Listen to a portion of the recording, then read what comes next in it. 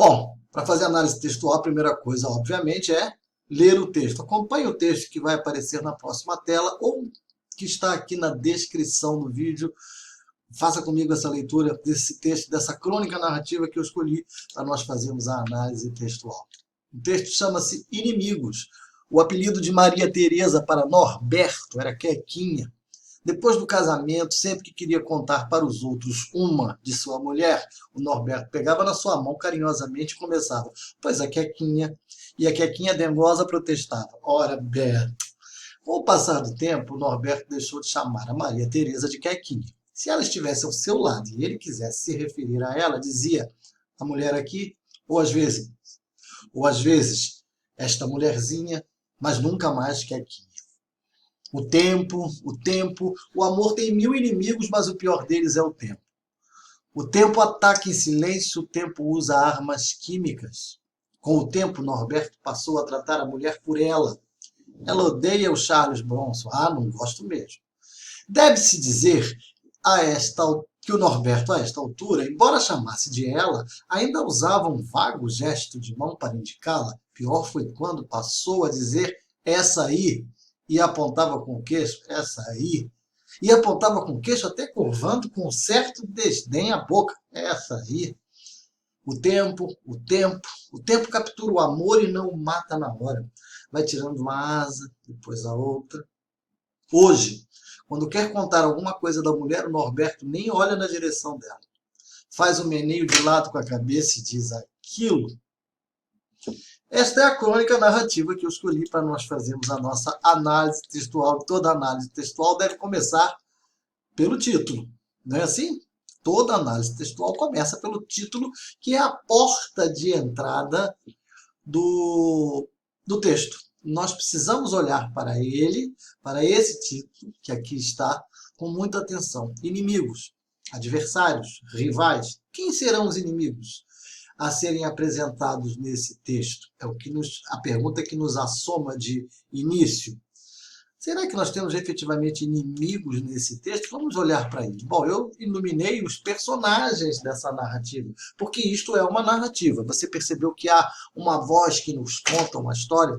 Vocês perceberam que há personagens que vivem uma história ao longo de um determinado período de tempo? É isso que caracteriza a narrativa. A presença de personagens que vivem uma história ao longo de um determinado período de tempo, de um momento até outro. E essa historinha é contada por um narrador, que pode estar dentro da história ou pode ser externo a ela. No caso aqui, o narrador está narrando, contando para nós a história de fora dela, não é assim? Aqui eu ilustrei, iluminei, destaquei os nomes dos personagens: Maria Teresa, Norberto, Quequinha, Beto. E aqui, numa primeira olhada assim, superficial, nós percebemos que os nomes estão muito concentrados aqui em cima e depois eles vão sendo diluídos ao longo do texto. Agora eu vou tirar tudo que está em volta desses nomes para ver como eles ficam no espaço da folha. Reparou aqui que realmente os nomes estão próximos aqui no início e depois eles vão se distanciando? E, aliás, o nome da personagem feminina se apaga e fica só o do personagem masculino. Isso já nos quer dizer alguma coisa. Aquela primeira compreensão que nós fizemos pela leitura global do texto já nos tinha dado essa pista de que há um afastamento, de que vai havendo ao longo do tempo um afastamento entre esses dois, Maria Teresa e Norberto. Não é assim? E a Maria Teresa vai se apagando porque o nome dela vai desaparecendo da narrativa. Esse é um truque da narrativa, do narrador, para nos fazer chegar a essa conclusão que é correta. Aqui, se eu falei que numa narrativa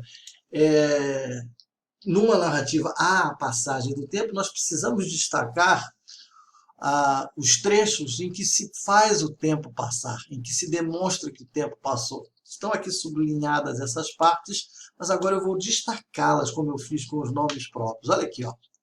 Olha quantas passagens estão no texto demonstrando que o tempo está transcorrendo depois do casamento, com o passar do tempo, com o tempo, a esta altura, hoje. Então nós acompanhamos a história desse casal desde a época do namoro até hoje.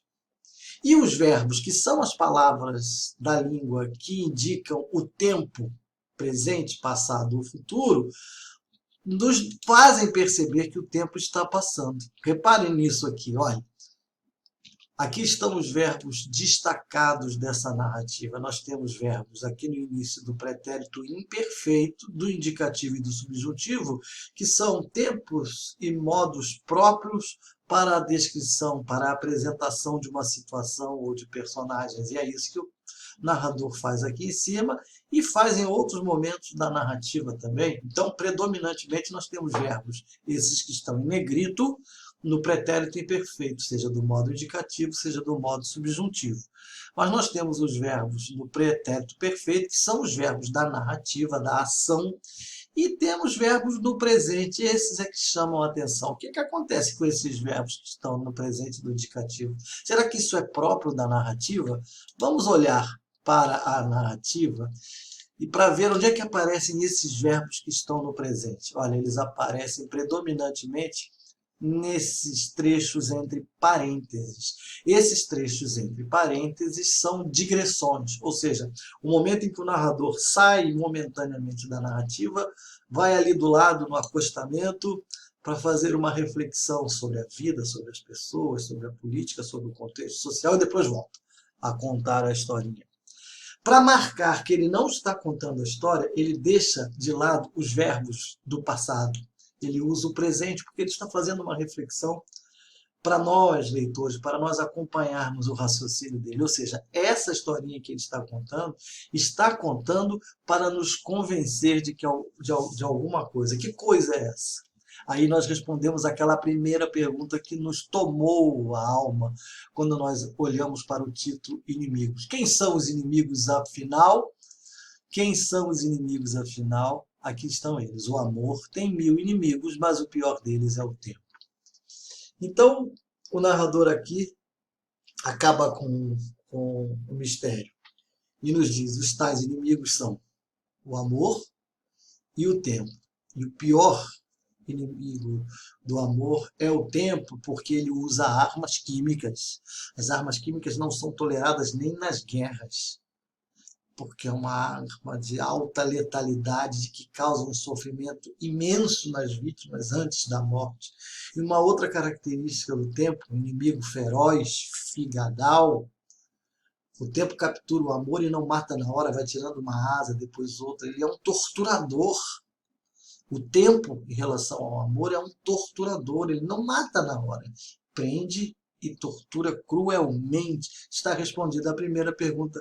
Quem são os inimigos apontados no texto? O tempo e o amor. E quem é que vence sempre essa batalha, segundo esse narrador? O tempo. O amor acaba fenecendo. Então, realmente, os tempos presentes aparecem nessas duas digressões, aqui entre parênteses. Não é assim? Lá estão elas destacadas, mas aparece também em outro momento da narrativa. Repare bem, aparece quando a narrativa chega ao tempo presente. O último momento do texto é aberto com um advérbio de tempo hoje. Então, hoje, quando quer contar alguma coisa da mulher, nem olha na direção dela, faz um meneio de lado com a cabeça e diz. Então, nós acompanhamos esse casal desde o casamento, do início do casamento até os dias de hoje.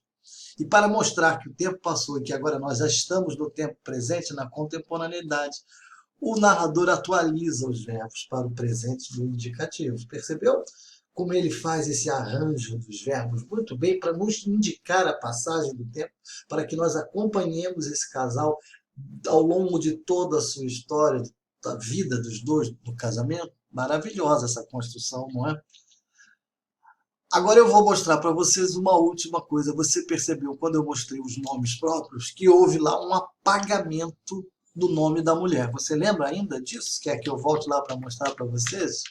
Olhe para cá. Maria Tereza Depois só tem Norberto, Norberto, Norberto. Há efetivamente um apagamento da personagem feminina, porque há um apagamento da mulher dentro do casamento, nesse casamento constituído dessa forma, que é criticada pelo narrador, porque a intenção dele não é outra senão criticar essa forma de casamento em que a mulher se apaga e vai se tornando um objeto apenas para o marido. Percebe? É disso que ele está falando. E agora nós vamos ver efetivamente o processo de apagamento da mulher. Repare, Maria Teresa, Quequinha, Quequinha. Maria Teresa, depois um apelido afetivo, carinhoso, Quequinha, depois a mulher aqui. Bom, já que ele nem a nomeia mais, ela perdeu o nome, perdeu a identidade, as suas características identitárias. Perdeu. Porque ela vai se apagando ao lado desse marido dominador, numa relação que hoje seria chamada de tóxica. Mas ainda há uma proximidade porque ele usa o advérbio aqui. Reforça essa proximidade com esta mulherzinha. Talvez esse diminutivo seja depreciativo, não carinhoso como era o de Quequinha, mas esta mulherzinha, esse pronome demonstrativo, indica a proximidade de quem fala, no caso Norberto. Depois ela vira para ele ela. Ela, para Norberto, ele vira ela. Ela é o pronome que indica a pessoa ou a coisa que é o assunto da conversa. Ela não faz mais parte da conversa. Ela é o assunto. Depois ele a chama de essa aí. Esse pronome demonstra já um afastamento. Não é mais esta, é essa. E não é mais aqui, é aí. Essa aí. E por último, ele se refere a ela com o pronome aquilo. Repare bem, aquilo. Aquilo é um pronome demonstrativo que indica coisa ou pessoa distante. Perdão, aquele, aquela e aquilo são pronomes demonstrativos que indicam coisas ou pessoas distantes, mas aquele e aquela servem para coisa ou pessoa. Já aquilo só serve para coisa. Então, Maria Teresa, Quequinha, se transformou numa coisa para Norberto. Apenas um objeto.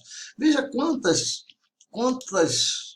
deduções aqui nós chegamos pela leitura atenta do texto. O que eu fiz aqui foi analisar, dividir o texto em suas partes constituintes para que aquelas nossas intuições primeiras que vêm com a leitura global do texto sejam confirmadas pela sua construção, pela sua estrutura, pelo seu arcabouço. Isso é análise textual e eu tenho certeza de que você é capaz de fazer algo parecido com os seus textos. Se você quiser me mandar algum exemplo, eu vou adorar. Ou um texto para ser analisado dessa maneira, eu vou gostar também.